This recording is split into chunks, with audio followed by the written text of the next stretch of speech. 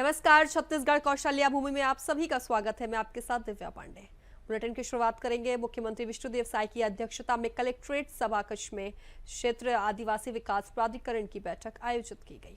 तो वहीं इस बैठक में कई महत्वपूर्ण निर्णय लिए गए। बता दें आपको, उद्योग मंत्री लखन लाल देवांगन ने कोरबा में यातायात को बेहतर बनाने के लिए 6 करोड़ रुपए, बालक बालिका खेल परिसर बनाने का संचालन के लिए 10-10 करोड़ और विशेष पिछड़ी जनजाति के छात्रों के लिए आवासीय विद्यालय स्थापित करने 5 करोड़ रुपए देने की घोषणा की गई।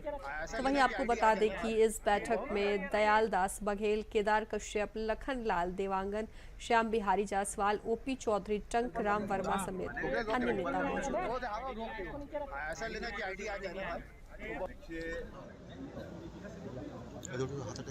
आदिवासी क्षेत्रों में विकास के लिए किसी भी तरह से संसाधन की कमी नहीं हो, इसके लिए छत्तीसगढ़ के अंदर 3 विकास प्राधिकरण का गठन किया गया है।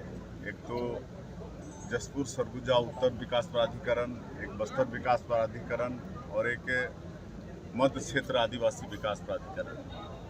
और पुनर्गठन के बाद आज ये पहला बैठक यहाँ ऊर्जा नगरी कोरबा में आयोजित हुआ था। इसमें हमारे प्रदेश के दोनों डिप्टी सीएम साहब श्री अरुण शर्मा जी, हमारे सभी मंत्रीगण, सांसद संतोष पांडे जी और प्राधिकरण क्षेत्र के सभी विधायकगण, सभी जिला पंचायत के अध्यक्षगण और उनके जो सदस्य होते हैं वो, और हमारे प्रदेश के चीफ सेक्रेटरी, प्रमुख सचिव और सभी प्रमुख सचिव और सचिवगण सभी उपस्थित थे। एक तरह से पूरी सरकार यहाँ पर थी और बड़ी सार्थक चर्चा हुई है। हमारे जितने भी मंत्रीगण, विधायकगण हैं और जिला पंचायत के अध्यक्षगण हैं, उन्होंने प्राधिकरण को लेकर बहुत अच्छे सुझाव दिए हैं और उनको नोट भी किए हैं। और विशेषकर प्राधिकरण विकास के काम तो होते रहते हैं, कमी की पूर्ति का भी है और आदिवासियों की संस्कृति की संरक्षण का भी ये प्राधिकरण का गठन हुआ है और उसमें एक बड़ी अच्छा चर्चा हुई है। और आज चूँकि ऊर्जा नगरी में ये बैठक का आयोजन था और श्री लखनलाल जी देवांगन जो हमारे प्रदेश के उद्योग वाणिज्य मंत्री भी हैं, श्रम मंत्री भी हैं, उनकी मांग थी कि यहाँ पर बालक क्रीड़ा परिसर और बालिका क्रीड़ा परिसर इसका निर्माण हो, तो दोनों के लिए 10-10 करोड़ रुपए की घोषणा किए हैं। इसी तरह से पीवीटीजी जो प्रधानमंत्री के दत्तक पुत्र कहे जाते हैं, उनके लिए आवासीय विद्यालय यहाँ पर स्थापना हो, इसके लिए 5 करोड़ की घोषणा किए हैं। सोनालिया चौराहा के पास एक पुल की आवश्यकता है, उसके लिए 9 करोड़ रुपये की घोषणा किए हैं। और बुका और सतरंगा बहुत ही पर्यटन की दृष्टि से वहाँ पर विकास हो सकता है, तो वन विभाग को आदेशित किए हैं 2 महीना में पूरा प्रोजेक्ट तैयार करेंगे और उसकी भी स्वीकृति देंगे। उसी तरह से एक्वा पार्क का भी प्रस्ताव है 37 करोड़ का और इसकी भी स्वीकृति हुई है और इसमें पर्यटन के हिसाब से भी बढ़ावा दिया जाएगा और मत्स्य पालन को भी वहाँ पर बढ़ावा दिया जाएगा। और हमारे प्रदेश में 2015 के पहले के 115 सिंचाई परियोजना छोटी बड़ी मिलाकर, मध्यम मिलाकर अधूरी थी, जिसके कारण से किसानों के खेत में पानी नहीं पहुंच रहा था। तो उसके लिए 2800 करोड़ की स्वीकृति दिए हैं और ये सबके पूरा होने से 76,000 हेक्टेयर में सिंचाई का रकबा बढ़ेगा।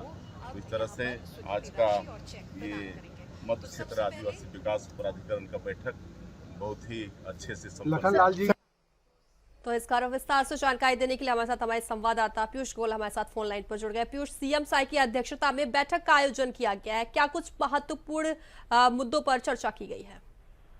जी, आज बस्तर में इन्वेस्टर कनेक्ट होने जा रहा है। वहाँ निवेश संभावनाएं और रोजगार के अवसर बढ़ेंगे। 100 करोड़ से ज्यादा निवेश करने वाली परियोजनाओं को विशेष प्रोत्साहन मिलेगा। इस कार्यक्रम में 200 से ज्यादा निवेशक और उद्योगपति शामिल होंगे और बस्तर जाने के पहले मुख्यमंत्री विष्णुदेव साय आज एयरपोर्ट में उन्होंने कहा कि छत्तीसगढ़ में नए उद्योग नीति लाने के बाद लगातार इन्वेस्टर कनेक्ट का आयोजन हो रहा है। इसके पहले दिल्ली, मुंबई और बेंगलोर और विदेशों में भी आयोजन हुए थे और आज बस्तर के जगदलपुर में होने जा रहा है, जिससे वहां के लोगों को इसका फायदा मिलेगा। जो बेरोजगार है उनको रोजगार मिलेगा, क्योंकि नक्सलियों के गढ़ में भी उद्योग और रोजगार के द्वार खुलेंगे, जिससे जो नक्सली प्रभावित परिवार को 10% सब्सिडी और इसके अलावा आत्मसमर्पित नक्सलियों को रोजगार देने पर 40% सब्सिडी मिलेगी। जी बिल्कुल पीयूष नायक, इस दौरान बैठक में सीएम साई के अलावा और कौन कौन मौजूद था?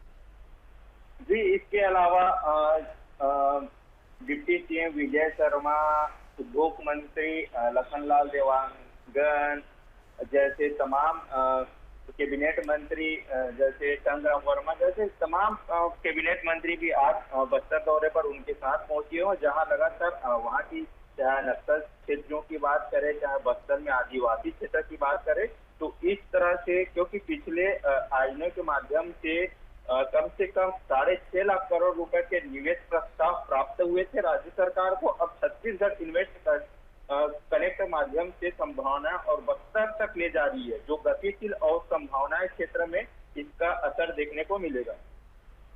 जी बिल्कुल, और उद्योग मंत्री लखन पाल ने मांग की है, यातायात को बेहतर बनाने के लिए उन्होंने मांग की है, ऐसे में क्या कुछ उस टाइम पे? जी, अगर बात किए जाए तो अभी रायपुर में यातायात को लेकर तो हर जगह चौक चौराहे पर सीसीटीवी कैमरा फुटेज लगाया गया है और लगातार ट्रैफिक पुलिस की मौजूदगी भी अभी देखने को मिल रही है, क्योंकि कुछ दिन पहले अभी नो हेलमेट नो पेट्रोल का एक अभियान चालू किया था, तो उसका असर अब देखने के लिए मिल रहा है। यातायात को सब नियम का पालन करते दिख रहे हैं। जी बिल्कुल, काफी विस्तार से जानकारी देने के लिए पीयूष आपका धन्यवाद।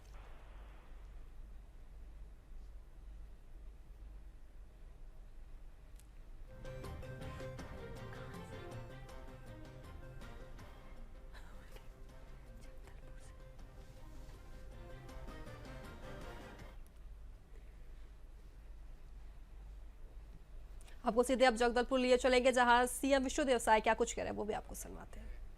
महेश कश्यप जी, हमारे पूर्व सांसद दिनेश कश्यप जी, हमारे विधायकगण सुश्री लता उसेंडी जी, विनायक गोयल जी, चैतराम अटामी जी, हमारे यहाँ के महापौर संजय पांडे जी, जिला पंचायत की अध्यक्ष महोदया भाभी वेदवती कश्यप जी, हमारे बेवरेज कॉर्पोरेशन के चेयरमैन श्री श्रीनिवास राव मद्दी जी,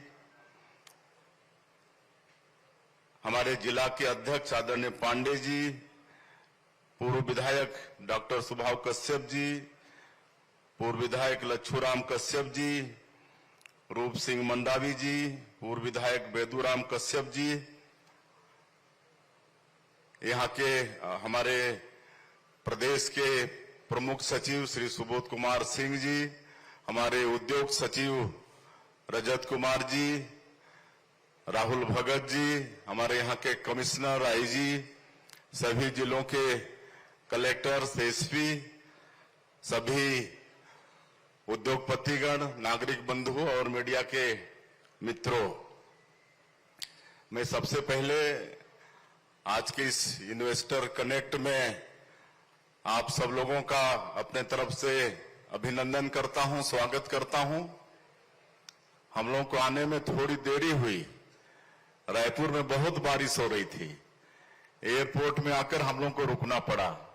इस बात का मुझे खेद है और हमारे प्रदेश में नई उद्योग विकास नीति लाए हैं वर्ष 2024-2030 और यहाँ पर मंच में हमारे उद्योग वाणिज्य मंत्री लखनलाल देवांगन जी उपस्थित हैं, उनके सचिव रजत कुमार जी उपस्थित हैं, उद्योग विभाग के हमारे और भी अधिकारी उपस्थित हैं।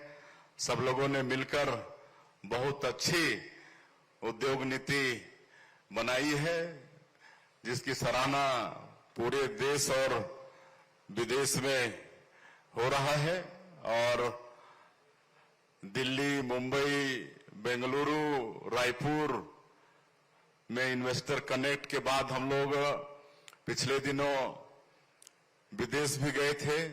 जापान में भी टोक्यो और ओसाका और साउथ कोरिया के सियोल में यहां भी इन्वेस्टर कनेक्ट का आयोजन हुआ था। उसके बाद आपके जगदलपुर की पावन धरती में इन्वेस्टर कनेक्ट का आयोजन आज किए हैं और वहां भी जापान और साउथ कोरिया में भी अच्छी संख्या में उद्यमी उपस्थित हुए थे, जिसमें कई हमारे भारतीय भी हैं जो वहां के उद्यमों के साथ मिलकर उद्यम खड़ा किए हैं। तो बड़ा गौरव होता है कि विदेशों में भी हमारे भारतीय लोग उद्योगपति के नाते, बड़े बड़े इंजीनियर के नाते, इस सब के नाते मिलते हैं, तो वास्तव में गौरव होता है। और तीनों जगह के इन्वेस्टर कनेक्ट में बहुत अच्छी चर्चा हुई है। हम लोग की नई उद्योग नीति की प्रशंसा भी हुई है और 6 MOU भी हुए हैं जो आने वाले समय में, एक टीम तो इसी महीने आने वाली है। ओसाका में वर्ल्ड एक्सपो का आयोजन था। हर 5 साल में वर्ल्ड एक्सपो होता है विश्व के किसी न किसी देश में। तो इस साल जापान के ओसाका में वर्ल्ड एक्सपो का आयोजन था, जिसमें एक सप्ताह हमारे छत्तीसगढ़ को भी मिला था। उसमें हर प्रदेश को एक एक सप्ताह तय था। तो हम लोगों को भी 24 से लेकर 30 तारीख तक एक सप्ताह वहां पर वर्ल्ड एक्सपो में समय मिला था और हम लोग उसका उद्घाटन भी किए थे। और एक खासियत थी, शायद पहला प्रदेश था हमारा छत्तीसगढ़ जो वहां पर जापानीज भाषा में भी पूरी तैयारी करके, तो उसमें जापानीज लोगों को समझने में बड़ी सहूलियत हुई। और एक एक दिन में 30-30 हजार लोग आते थे। प्रतिदिन वहां पर 30 हजार लोग सुबह से शाम आते थे।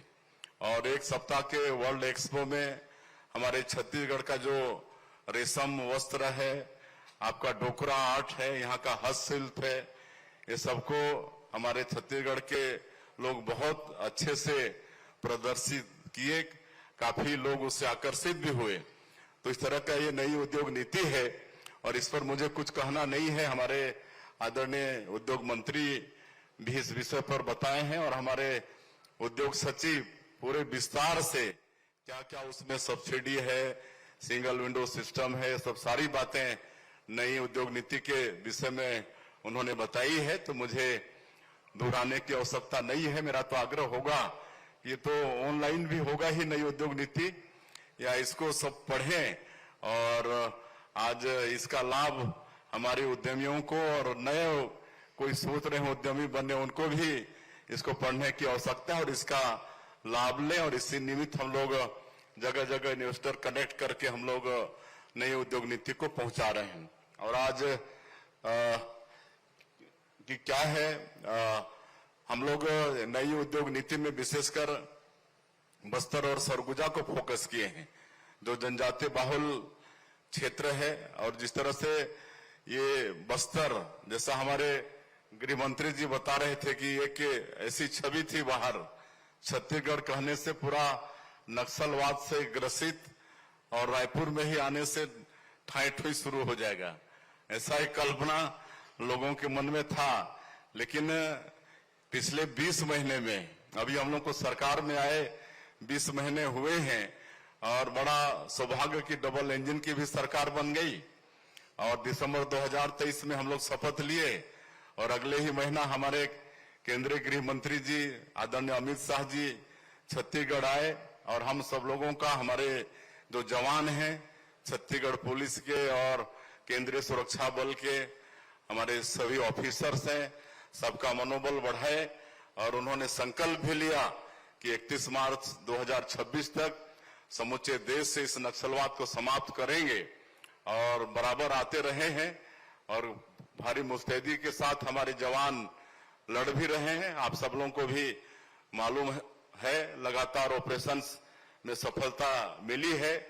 जो माओवाद के बड़े बड़े लोग थे सब न्यूट्रलाइज हुए हैं।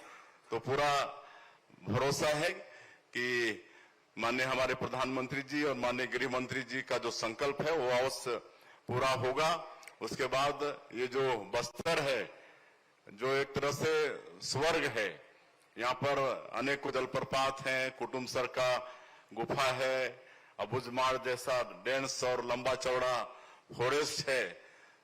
तो वास्तव में बहुत ही यहाँ पर संभावना है पर्यटन का भी, तो ये विकास में काफी आगे बढ़ेगा नक्सलवाद समाप्त होने के बाद में। इसलिए विशेष फोकस हम लोग बस्तर का भी किए हैं और अभी तक नई उद्योग नीति लाने के बाद ये 10 महीने में ही 6.5 लाख करोड़ के निवेश प्रस्ताव हम लोग को मिल चुके हैं और खाली निवेश प्रस्ताव मिला नहीं है बल्कि धरातल में काम भी शुरू हो गया है। सेमीकंडक्टर चिप्स बनाने का, आपके AI डाटा सेंटर का, ये सब, और आने वाले समय में टेक्सटाइल और हर क्षेत्र में यहाँ पर निफ्ट आ रहा है, नीलेट आ रहा है, NFSAU आ रहा है, आपके बहुत सारे उद्योग हर क्षेत्र में, एनर्जी के सेक्टर में 3.5 लाख करोड़ का MOU हुआ है और आने वाले वर्षों में 30,000 मेगावाट बिजली हम लोग अपने प्रदेश में पैदा करेंगे। अभी 30,000 मेगावाट के करीब बिजली पैदा कर रहे हैं और जब ये छत्तीसगढ़ राज्य बना तो मात्र 1400 मेगावाट बिजली पैदा होता था। आज छत्तीसगढ़ में 1400 मेगावाट का तो एक संयंत्र लगने जा रहा है। पिछले बार माननीय प्रधानमंत्री जी उसका शिलान्यास किए हैं। तो ये तेजी से विकास हमारा छत्तीसगढ़ कर रहा है और हम लोग रजत जयंती वर्ष में प्रवेश किए हैं। तो मैं रजत जयंती वर्ष के भी आप सब लोगों को शुभकामनाएं देना चाहूंगा। 15 अगस्त से रजत जयंती समारोह शुरू हो गया है जो आने वाले 2026 फरवरी तक चलेगा। 25 सप्ताह इसको मनाने का हम लोगों ने निर्णय लिया है रजत जयंती वर्ष का। तो इसमें काफी विकास छत्तीसगढ़ के अंदर में हो रहा है और इस वर्ष को हम लोग, चूंकि छत्तीसगढ़ के निर्माता सरदार अटल बिहारी वाजपेयी जी उनका भी जन्म शताब्दी है। तो खबरों पे आगे बढ़ेंगे। सुरक्षा बलों के लगातार प्रयासों के कारण 16 माओवादी नक्सलियों ने सरेंडर कर दिया है। बता दें नक्सली नारायणपुर जिले के लंका और डूगा जैसे नक्सल प्रभावित क्षेत्रों से हैं। तो ये आत्मसमर्पण करने वालों में जनताना सरकार सदस्य, panchayat militia deputy commander, panchayat सरकार सदस्य, पंचायत मिलिशिया सदस्य और न्याय शाखा अध्यक्ष शामिल हैं।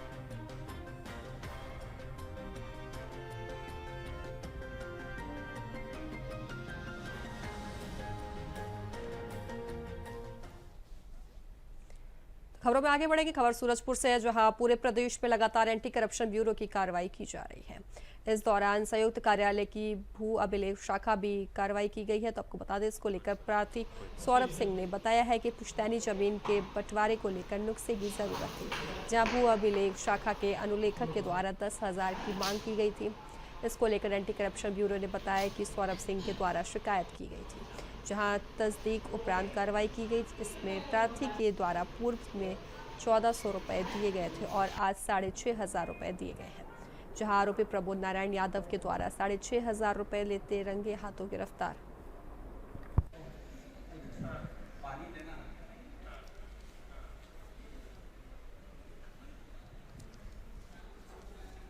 सर मैं यहाँ मतलब ये जीवन खसरा के लिए लगाया था और अपना चौहद्दी नक्शा के लिए।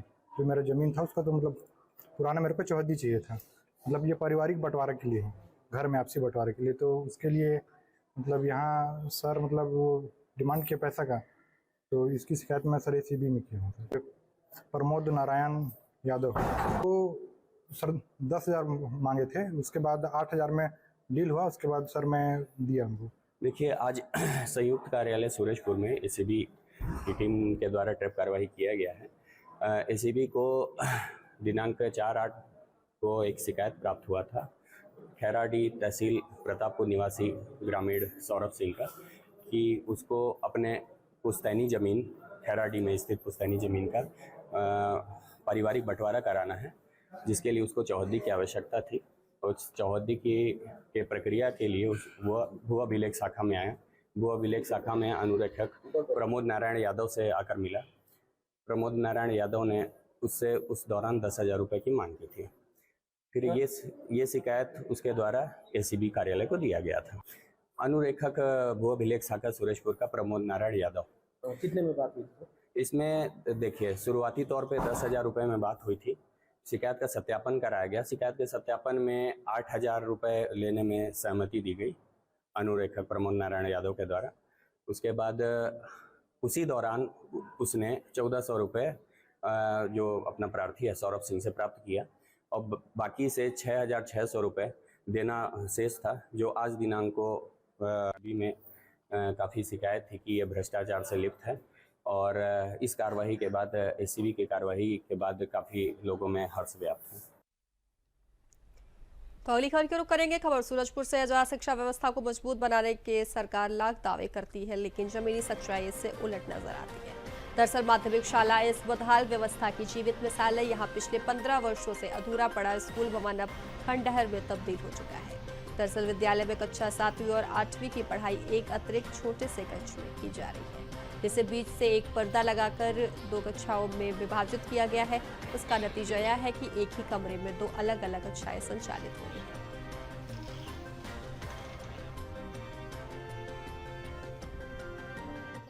वहाँ का पढ़ाई इधर सुनाई देता है, इधर का पढ़ाई उधर सुनाई देता है, तो हमें पढ़ने में डिस्टर्ब होता है।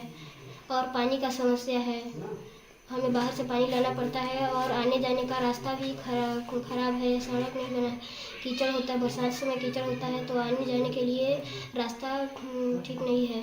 उसमें बगल में बिल्डिंग में उसमें पानी टपकता है, इसलिए हमें उसमें पढ़ने लायक नहीं है। क्योंकि भवन नहीं है सर, एक ही कमरा है हमारे विद्यालय में और एक प्राथमिक शाला के अतिरिक्त कक्षा है, तो वहाँ एक कक्षा वहाँ संचालित होती है और यहाँ 2 कक्षा संचालित होती है, और इसलिए हमको पर्दा लगाना पड़ा, क्योंकि एक टीचर उधर पढ़ाते हैं और एक टीचर इधर पढ़ाते हैं। दिक्कत तो आ रही सर, मतलब क्या है कि जब उधर टीचर क्लास ले रहे हैं और इधर टीचर ले रहे हैं, दोनों की आवाज़ एक दूसरे में गूंज रही है, बच्चे में भी हो रहा है, आवाज़ भी जा रही है, इसलिए हमको परेशानी तो हो रही है। वो खंडहर पड़ा हुआ सर, उसमें लगाने लायक नहीं है। वो मतलब यहाँ का जो प्राथमिक से माध्यमिक शाला मूल्यांकन हुआ था 2006 में हुआ था, और उसके बाद विद्यालय बना। मतलब ये विकास खंड में पंचायत स्तर में हम लोग कई बार मांग किए कि एक अतिरिक्त कक्ष कम से कम बनवा दिया जाए, या विकास खंड में भी आवेदन दिए हैं, लेकिन आज तक कोई कार्रवाई नहीं हुई। हालांकि तो सर यहाँ अपना गेट यहाँ बगल से है, क्या है कि इसकी जब समतलीकरण हुआ पिछले सत्र में, तो समतली ट्रैक्टर से उसको मार दिया गया, मतलब उसको डिस्टर्ब कर, उसके वो जो है गेट जो है हमको आने जाने में परेशानी हो रही है, उसके इसलिए हम लोग को बंद करके रखे हैं।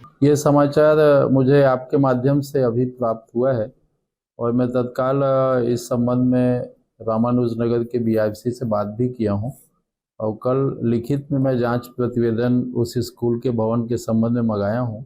लिखित प्रतिवेदन में जो भी फाइंडिंग निकल के आएगा उसके अनुसार मैं तत्काल कार्रवाई करूँगा। तो फिलहाल छत्तीसगढ़ कौशल्या भूमि में अब एक के लिए बस इतना ही। बने रहें इंडो वॉइस के साथ। नमस्कार।